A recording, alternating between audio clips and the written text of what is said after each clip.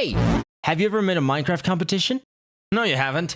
But I have. And people actually joined. What the hell is this bullshit? Come on, show me the real numbers. Yeah, it was more like it. It was a fun week. Hello!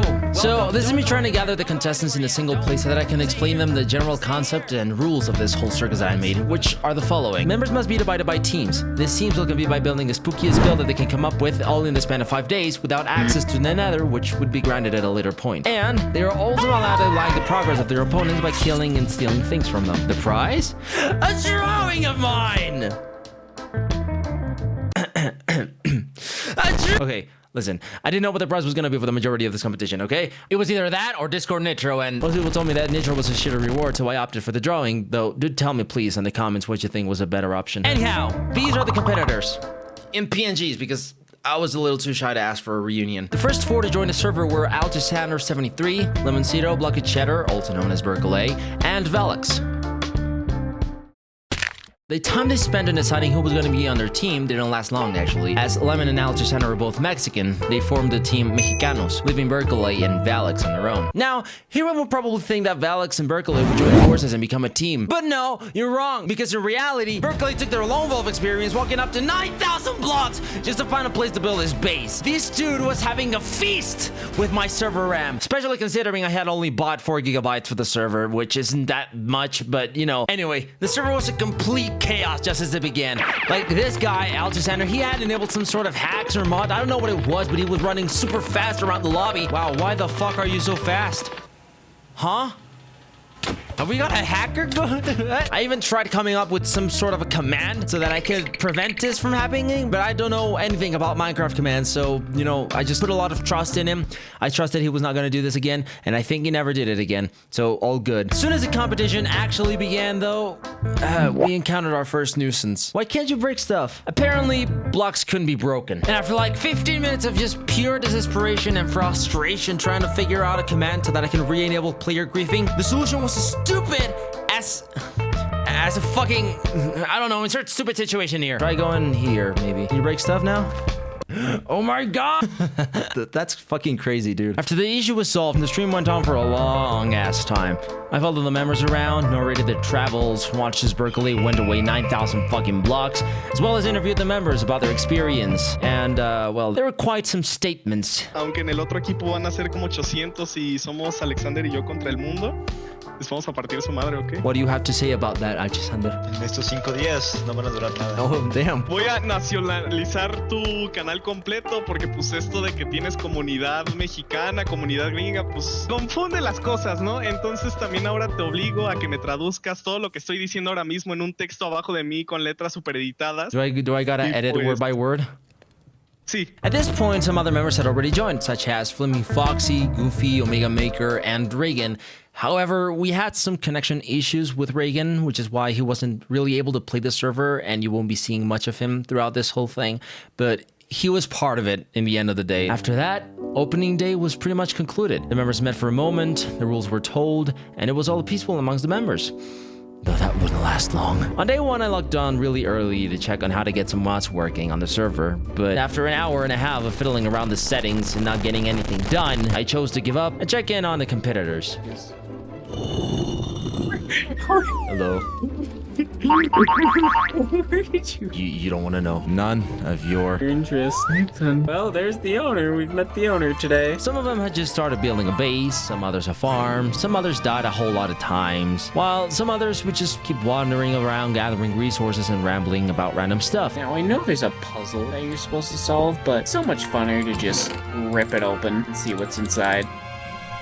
Man, that sounds so bad out of context. It was all generally so happy and wonderful and harmonious until Altisander had something in mind. He started asking me what was legal to do, which was a little suspicious. You don't usually ask things such as if breaking blocks, stealing, and opening doors is legal, so naturally this rose some curiosity within me. So I TP'd myself to him and, well, turns out he was right next to another competitor's home base, Velix's. What the fuck? I knew this weren't good news for Velix, but yeah, there was nothing I could have done. Get over here!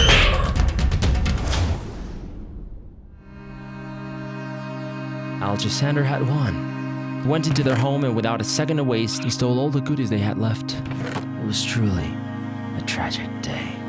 Oh, and flame witness arson, by the way. Why is there a house on fire? You've got mail. Hey, how are ya? On day 2, the competitors received a letter, which contained the following message. Gather resources. Upgrade. Something is coming. Huh, well that's worrisome. Well, leaving that aside, I kept checking on our competitors' progress. The Mexicans made their home reef-proof. No, Lemon. Oh my god, oh my god. Berkeley kept building his home until he found an Narnia, and Velix learned how to trade watermelons with me. You got the melons? You got the melons? Oh my fucking god. It was also on this day Berkeley invited a friend to help him out. And this is how Coffee Mug entered the server. Yay, friendship! So, generally I was just checking in on them to make sure that they hadn't lost their sanity and trying to make them lose just a bit. Just a tiny little bit, you know? This was what putting the letter in front of the doors was for. What's funny here is that upon reading the letter, some members actually went off their way to go and get as many diamonds and OP items they could gather, while Velix was over here just trading melons with me for items. And they weren't even that OP. He was just trading stuff for his build, which by the way, he was the only one in the damn server who had started building his team's project. However, he would not be the only one for long. It's here. What could this be?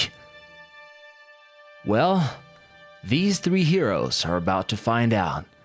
Alex, Lemon, and Velix all saw today's mail, which included coordinates to a place that they had to travel to. Alex didn't have much trouble getting there, since their build was literally 20 blocks away from the location, which, holy shit, look at that build, that's fucking amazing. But Lemon, though, what the fuck are you doing here? Corriendo al evento, porque estoy, como verás, muy lejos. Yeah, it took him a little while. Hasta en el evento vamos a dominar los mexicanos. Yeah. And he was almost right about that until Velix showed up, completely destroying his statement. Kinda. Velix, here's a bed. Don't worry. You're not gonna fight them. Okay? You're not against them. Don't kill Velix, motherfucker. Frankie. Tranquilo. Velix, por hoy nos tendremos que unir. And after that short interaction, I proceeded to introduce them to what was in front of them. Welcome, gentlemen. Welcome to the depths of hell. You've asked for it. And you will get it. I hope you are ready. I hope you brought a shield with you. If not, well... Oh yeah, ignore this. And off they went, into the pits of whatever this mid-tier thing was. In it, they found some quite familiar monsters which they had to beat. And after a long, straining fight, I called them to see me. Alright, everybody, come over here. No, it seems you 3 have finally finished the first battle. But don't rest just yet, for there is one more adversary. That's right, and that last adversary was... no other than me. Welcome. It is time to finally face the final adversary. I don't think you're ready. I had a whole speech ready, but I forgot. As the fight began, I gave the first strike. Equipped with my netherite armor, was surely not gonna be beaten by 3 measly men. I died, obviously. Most notoriously because I wanted to disable keep inventory so that they could get the loot I had for them. But I was too slow, therefore dying by their strikes. But my death was not for naught, for it opened the path between worlds, the Nether portal, which was epically ignored by all the members who just proceeded to steal as many things as they could from the base, and then they just vanished to their own Nether portals and proceeded to go into the Nether. One of these people who went into the Nether was Berkeley, actually, who asked me to go visit him to show me his Nether portal, which, you know, I gladly did. Nice. After thee. Please. Cinematic shot of him going into the Nether, and now me, because I just... no fucking way, dude. Yep, that happened. Oh, right. Speaking of Berkeley...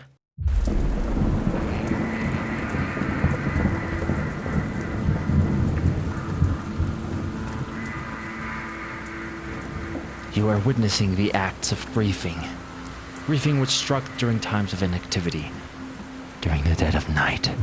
I was notified of such acts as I was at school, which made this all the more frustrating as I was coming back home till late at night, though I knew I couldn't leave it just like that. There must be a way I can see when and who did this. So, I downloaded that day's log, found a reader of its format online, and after a simple scan, I found the perpetrator. His name was Omega Maker 645 Mil. He who burned, attacked villagers, and killed Berkeley's horse. It was he who caused all this catastrophe. As punishment, I sentenced him to acquire a whole stack of netherite, all the contents of Berkeley's and Coffee's chests, recollecting all of their villages, as well as rebuilding what he had destroyed. Surely this punishment would teach him a lesson and scar him for life. He was actually pretty chill about it when I confronted him about it, and went straight into action recollecting that stack, though he was most likely using X-ray, because it isn't normal the amounts of materials he was recollecting in such short time. But yeah, by the time I was home, he had left his stack on a chest near his house, which I then took to Berkeley's home. Place where I found another individual lurking around. Lemoncito. Thou shalt pay for the consequences of your actions. Okay, something's wrong. How the fuck did both Omega Maker and Lemoncito get here? This is a place that's 9,000 blocks away from them. When? But alas, after 5 days full of stress, pain, grinding, the day had finally come. Who had won this competition? The decision was not easy. Could have been Lemoncito. It was Cac, also known as Berkeley and Coffee. They were the only team to have completed their build in a given time. Therefore, the winners by default. Congrats. You have won a drawing from me. Now, time for the epic montage of their build.